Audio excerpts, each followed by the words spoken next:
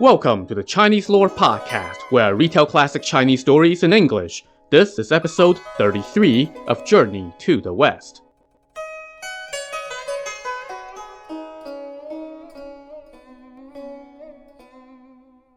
Last time, Sun Wukong discovered that the Yellow Robe demon was actually a god from heaven who had slipped away for a rendezvous with a celestial fairy who had cast herself down to the mortal realm to be born as the princess of the Kingdom of Precious Elephants. With help from the gods of heaven, Sun Wukong brought in Yellow Robe and handed him off for the Jade Emperor to deal with. Then Sun Wukong flew back down to Earth to tie up the loose ends. He landed back at Yellow Robe's former lair, where he sought out the princess and explained her own origins and those of Yellow Robe. Then he heard Zhu Bajie and Sha Zeng shouting from the air, "Brother, if there are demons, save a few for us to kill!" "I've already killed them all," he told them. "In that case," Sha Zeng said, "there's no lingering concerns here. Let's escort the princess back to the court. Princess, close your eyes and we'll work our magic." The princess did as instructed, and all she could hear was the sound of wind whooshing by. Within moments, she found herself standing in her home city. The three disciples brought her to the palace, where she reunited with her father, mother, and sisters, and received greetings from the court officials. "It's all thanks to the boundless powers of Elder Sun," she told her father. "He defeated the Yellow Robe demon and rescued me. And oh, by the way, he threw your two grandkids to their death from the air, but that's neither here nor there." "What kind of demon was Yellow Robe?" the king asked. Wukong told him, "Your prince consort was the Kui star from heaven. He had a love affair with a celestial fairy, so they descended to the mortal realm. This was no small thing. It was all predestined that they should wed. I reported that demon to the Jade Emperor, and the Jade Emperor found out that he had been missing from heaven for 13 days, which is 13 years down here. So he sent the rest of the 28 constellations to bring Yellow Robe back to heaven, demoted him, and assigned him to work for Laozi. Meanwhile, I rescue your daughter." The king thanked Wukong profusely and then told him to go see his master. So the three disciples went to the room where Sanzang was being kept. They rolled out the cage and removed the chains holding the tiger, aka Sanzang. Wukong saw clearly that this was his master, under the spell of the demon. So Wukong chuckled and said to the tiger, "Master, you're a good monk, so how did you end up showing such a vicious side? You spurned me for committing violence and dismissed me. You're always kind-hearted, so why do you look like this?" Zhu Bajie cut in, "Brother, since you're here to save him, just do it. Don't poke fun at him." "Oh, you're always meddling in everything," Wukong scoffed. "Well, you're his favorite disciple, so why didn't you save him instead of coming to me? I told you, once I tamed that demon and got revenge for him cursing me, I was going to leave." Sha Zeng now kneeled and pleaded, "Brother, as the ancients said, even if you don't respect the monk, then respect the Buddha. Since you're here, please save him. If we could save him, then we won't have dared to ask you to come all this way." Wukong helped him up and said, "How can I not save him? Quick, fetch me some water." So Zhu Bajie rushed over to their luggage and took out the purple gold alms bowl and filled it halfway with water. Wukong took it, muttered an incantation, and sprayed a mouthful of water on the tiger's face. The spell was immediately broken, and the tiger transformed back to Sanzang. Opening his eyes, only now did Sanzang see Sun Wukong. He grabbed hold of Wukong and exclaimed, "Wukong, where did you come from?" Sha Zeng now recounted everything, and Sanzang thanked Wukong nonstop. "Good pupil, it's all thanks to you. When we complete our mission, you will be the one most responsible for our success." Wukong laughed. Enough. I can see your affection without those words." The king now thanked the four pilgrims again and threw them a huge vegetarian feast. After receiving his hospitality, the pilgrims took their leave and continued to head west.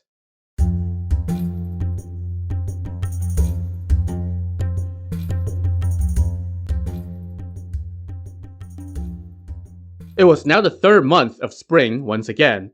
A light breeze moved the willow leaves like silk, while birds sang happily and flowers blossomed everywhere. The pilgrims feasted their eyes on this beautiful scenery as they traveled. But before too long, they saw yet another imposing mountain standing in their way. Pupils, we must be careful, Sanzang said. There's a tall mountain ahead. There might be wild animals there. Master, monks shouldn't talk like laymen, Wukong said. Don't you remember that Master Crow's Nest Heart Sutra? It said, when the mind is free of all attachments, there is no fear, and being beyond deluded thoughts and false imaginings, one is liberated from all confusion. As they say, sweep the pagoda of your heart, wash away the dust by your ears. Without enduring the hardest of challenges, how can one become the best of men? Don't worry, as long as you've got me, even if the sky falls, I'll guarantee your safety, much less a few wild animals. Hearing this nothing to fear but fear itself speech, Sanzang reined in his horse and replied, That year, by imperial command, I departed from Chang'an, remembering only that I went west to bow before the Buddha's face.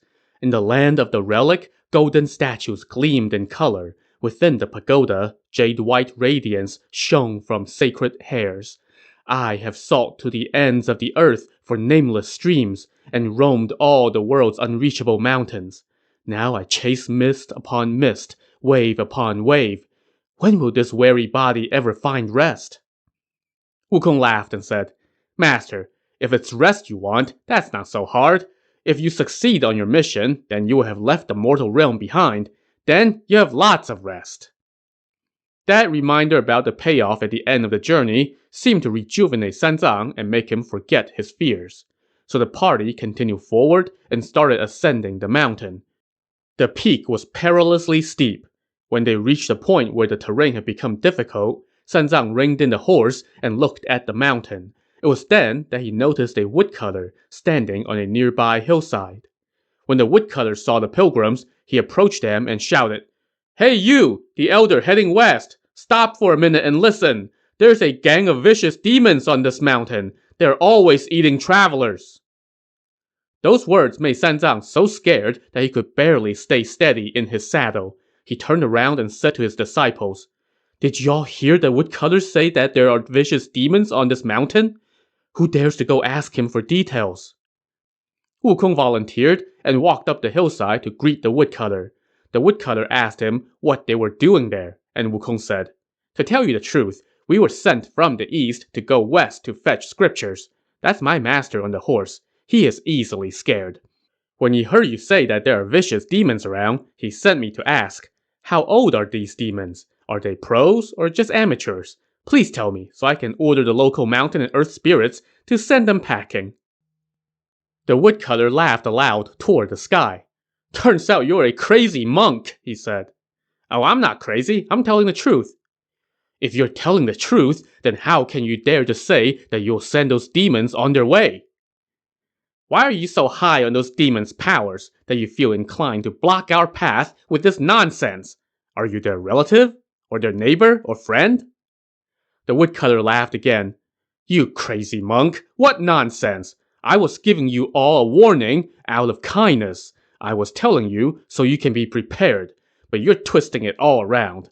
I don't know where those demons are, but even if I did, where would you dare to send them to? Oh, if they're celestial demons, then I'll take them to the Jade Emperor. If they're earthly demons, then I'll send them to the underworld. If they are of the west, I'll send them to the Buddha. If they're of the east, then I'll return them to the sages. The spirits of the north are sent to the true warrior, and those of the south are sent to the Lord of Fire Virtue. If it's a flood dragon spirit, then send it back to the Lord of the Sea. If it's a ghostly fiend, then hand it over to the kings of hell. Everyone will have a destination. I have friends everywhere. I just need to send out a proclamation, and they will run away immediately. The woodcutter scoffed. You crazy monk! It sounds like you might have learned some two-bit magic, but that's only fit for taming run-of-the-mill demons, not these vicious ones. How can you tell that they're vicious? Wukong asked. This mountain stretches for 200 miles, and it's called Flat Top Mountain. There's a cave in the mountain called Lotus Flower Cave. In that cave live two demon leaders. They have drawn up the likenesses of several monks and told their gang to capture them. They have declared openly that they want to eat the Tang monk. If you're from some other place, then you would be okay. But if you're from the Tang Kingdom, then don't even think about crossing that mountain. Oh, really? Well, what do you know? We are in fact from the Tang Kingdom, Wukong told the guy. Then the demons are looking to eat you all. Oh, great. How do they intend to eat us? How do you want them to eat you? Well, if they eat our heads first, then that would be fine, but if they start by eating our feet, then that would be problematic. What's the difference? The confounded woodcutter asked. Oh, you obviously haven't experienced it. If they eat the head first, then I'm dead as soon as they bite off my head. Then it doesn't matter how they cook me, I won't feel any pain. But if they start by eating my feet and then working their way up, I would be yearning for death. That's why it's problematic. Monk, they won't bother with so much trouble. If they catch you, they'll throw you into a steamer and steam you alive. Oh, that's good, Wukong laughed. Then I won't feel any pain, it would just be a little stuffy. Monk, don't run your mouth. Those demons have 5 magical items and are very powerful. Even if you were a jade pillar propping up heaven or a golden beam spanning the ocean, if you proceed ahead with the Tang monk, you're going to lose your mind. How much will I lose my mind? At least 3 or 4 times over. Oh, that's fine. We lose our minds 70 or 80 times a year, so 3 or 4 is nothing.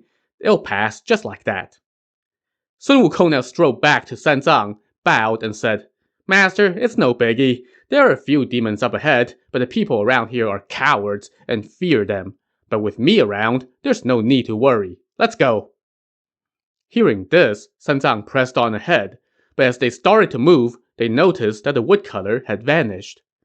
Where did he go? Sanzang wondered. Oh, what horrible luck we have to run into a ghost in broad daylight, Zhu Bajie grumbled.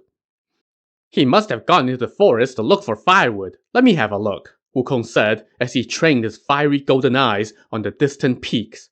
But there was no sign of the man. But then he looked up into the clouds and spotted a minor god, the Day Sentinel. Wukong soared into the clouds and cursed. You two-bit ghost! Why didn't you just come out with whatever you had to say and instead try to shapeshift and lead me on? The Day Sentinel hurriedly bowed and said, Great Sage, forgive me for being late with my message. Those demons are indeed powerful. You must use your wits and carefully protect your master. If you let up at all, your mission will fail. Wukong dismissed the sentinel, but kept his warning in mind.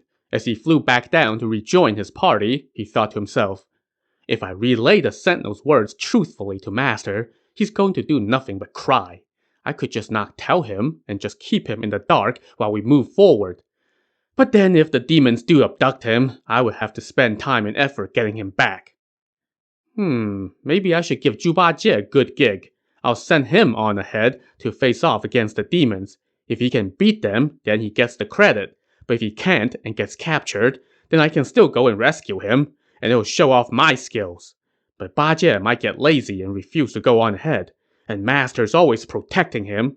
Let me trick him a bit.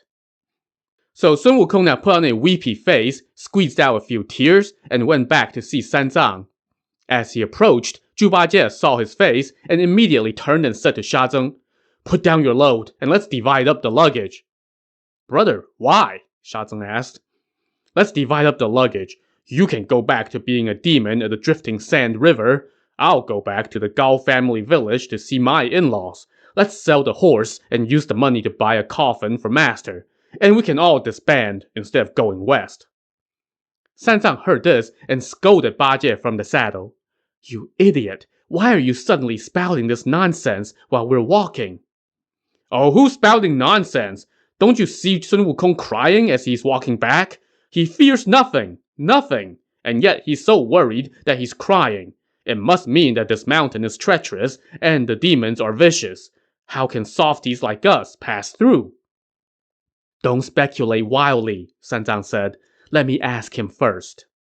So Sanzang said to Wukong, If something is the matter, then let's discuss it. Why are you so troubled? Are you trying to scare me with your crying? Oh, Master, that woodcutter turned out to be the Day Sentinel.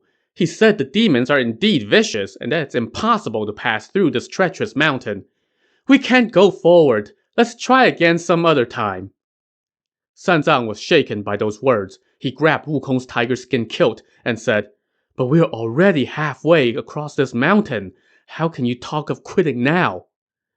"It's not that I'm a quitter, but I worry there are too many demons and that I can't take them on alone. As the old saying goes, even if it's a piece of iron, if you throw it into the furnace, how many nails can you really get?" "You're right," Senzang said. "It would be hard if you had to do this alone. As the military texts say, it's hard to win when you're outnumbered. But we also have Ba Jie and Sha Zeng. You can command them as you see fit, and they can back you up in the fight. Together, you can cleanse this mountain and lead me across. Won't that work?" Well, those were the exact words that Sun Wukong was looking for. He wiped away his fake tears and said, "Master, if you want to cross this mountain, then Zhu Bajie must obey me in two things. Only then might we have a chance. Otherwise, we have no shot." But Bajie cut in and said, "Brother, if we can't go forward, then let's just disband. Don't pull me into this." But Sanzang told him to at least hear out what Sun Wukong had in mind. And Wukong told Bajie, "The first thing is you must protect Master.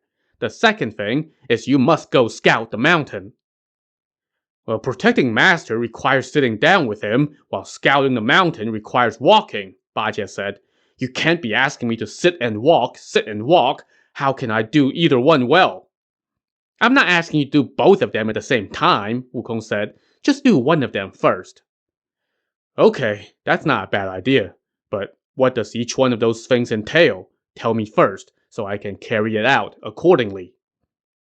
"If you're going to protect Master, then when he needs to relieve himself, you must attend to him. If he wants to travel, you must hold him steady. If he wants food, you go beg for food. If he starves in the slightest, then you get a beating. If his face loses any color, then you get a beating. If he loses the slightest bit of weight, then you get a beating." That made Dum Dum panic. No, that's too hard," he said. "Attending to him and holding him steady are easy enough. It just means I won't leave his side, that's all. But if you want me to go knock on doors and beg for food, the people living along the road west don't know that I'm a scripture pilgrim. They would just think I'm some fat feral hog. They might get a group together and surround me, capture me, and drag me back to their house for slaughter. Then they'll preserve my meat for the new year. That would be trouble." "Well then, you can go scout the mountain," Wukong said. "And what does that require?" "Just go into the mountain, find out how many demons there are, what mountain this is, and what cave they're in. That would help us get across." "Oh, that's easy. I'll do that," Bajie said. So Dum Dum tidied up his clothes, grabbed his rake, and strutted off into the mountain. Watching him go, Sun Wukong couldn't help but laugh. That prompted Sanzang to scold him. "You unruly monkey! You show no care toward your brothers, and you're always harboring jealousy toward them. You just tricked him into going to scout the mountain, and now you're laughing at him." "Oh, I'm not laughing at him. I bet you that he's not going to scout the mountain, nor will he dare to face off against any demons. He'll hide out somewhere for a while, and then come back and lie to us." "How can you be so sure?" "Oh, I know him. If you don't believe me, let me go follow him and have a look. I can help him deal with any demons, and I can also see if he's really sincere." "Okay, but don't play any pranks on him," Sanzang said. So Sun Wukong turned into a tiny insect and flew off. He caught up to Bajie and hid under his ear. Completely oblivious to his new passenger, Bajie walked on for a couple miles. Then, he threw his rake down, turned around, pointed in the general direction of the other pilgrims, and started cursing. "You doddering old monk! You unscrupulous stable monkey! You sissy Shazeng! You're all just taking it easy while sending me to come pave the way. We all want to attain the fruits of success on this mission, and yet I alone get sent to scout this BS mountain. Ha! Since we know there are demons, then let's just try to stay out of their way and sneak through. But instead, we're not even halfway across, and you're sending me to go find them? What rotten luck. Let me go find a spot for a nap, and then I'll go back and make up an answer for them as if I actually scouted the mountain. And that'll be that." So, dragging his rake, Zhu Bajie trudged on. He saw a clump of red grass in the canyon, so he went over, used his rake to make a little grass mat on the ground, and promptly plopped down. He stretched out and shouted, "Now this is more like it. Even that stable monkey can't be as carefree as I am right now." And of course, this whole time, that stable monkey was perched behind his ear in the form of a bug. When Wukong heard those words, he couldn't contain himself anymore, so he turned into a woodpecker with red beak and black claws. While Ba Jie snoozed, the woodpecker landed on his face and gave his lips a peck. Dum Dum sprang to his feet in a panic, shouting, "Demon! Demon! They stabbed me! My mouth hurts!" He reached up to feel his mouth and found that it was bleeding a bit. He now looked around, but didn't see any demons. Just as he was wondering aloud, he looked up and saw the woodpecker flying across the sky. "Damn you!" Ba Jie cursed the bird. "It's bad enough that stable monkey picks on me. You have to pick on me too?" "Ah, I know. That bird must not have recognized that I was a person. It thought my snout was some rotten branch, and it was looking for worms. Fine, let me tuck my snout into my shirt while I sleep." So Dum Dum lay back down, pulled his robe over his face, and got back to dozing off. But the woodpecker came down again, and this time it pecked him right behind his ear. Clambering to his feet, Ba Jie fumed. "Damn bird, so annoying! This must be near its nest, so it's probably defending its eggs from me. Fine, fine, fine, to hell with sleep." So, dragging his rake, he trudged off. In his wake, Sun Wukong just about fell over laughing. "That idiot! His eyes were wide open, but he couldn't recognize me." Then, Wukong turned back into a bug and again hid under Ba Jie's ear. Dum Dum went about a mile deeper into the mountain. There, he saw 3 large green boulders the size of tabletops. He put down his rake and bowed deeply toward the rocks. "What's this idiot doing?" Wukong secretly laughed. "Rocks aren't people. They can't talk or return his greetings. Why is he bowing?" So as it turns out, Zhu Bajie was doing some impromptu rehearsal and was pretending that the 3 boulders were his fellow pilgrims. He now said to himself, "When I get back and see Master, if he asks whether there are demons, I'll say yes. If he asks what mountain this is, if I say that it's made of mud or earth or tin or copper or flour or paper or just painted, he'll say that's nonsense. So I'll just tell him that this is Stone Mountain. If he asks what cave it is, I'll say Stone Cave. And if he asks what kind of gate is on the entrance of the cave, I'll say that it's an iron-studded gate. If he asks how big the cave is, I'll say that it has 3 sections. If he presses me further and asks how many studs were on the gate, I'll just say that my mind was occupied and I can't recall clearly. Yeah, that'll fool that stable monkey." Now that he had his cover story straight, Zhu Bajie picked up his rake and retraced his steps. Alas, Sun Wukong had heard every word and now flew back on ahead to see Sanzang. When Sanzang asked where Bajie was, Wukong chuckled. "Oh, he's busy spinning up his lies. He'll be along." "But he's a fool. How could he lie?" Sanzang said, skeptical of this report. "Are you playing tricks on him again?" "Master, you keep defending him. You can just ask him yourself," Wukong protested. He then recounted the whole adventure, including the lie that Zhu Bajie had weaved. Before long, Dum Dum came back to the group, but he hadn't even noticed them because he had his head down while he walked, practicing the lie that he was going to tell. "Hey, Dum Dum! What are you mumbling about?" Wukong shouted. Only now did Bajie look up and exclaim, "Oh, I'm back." He now kneeled in front of Sanzang, who helped him up and said, "You must be tired." "Oh, indeed," Bajie moaned. "Walking and climbing mountains are the most exhausting tasks."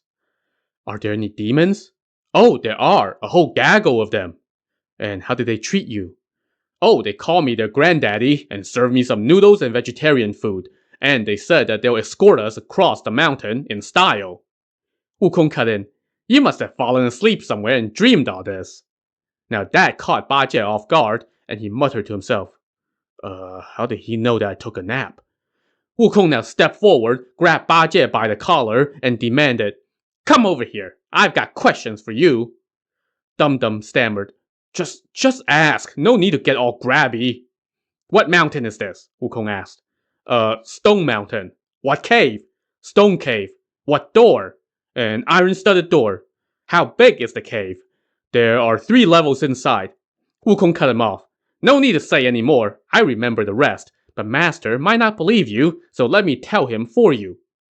What? You weren't there? How could you know what I was going to say? Wukong laughed and said, and if he asks how many studs there are on the door, then I'll just say my mind was occupied and I couldn't remember clearly. Right? Panicked, Dum-Dum fell to his knees. Wukong now continued.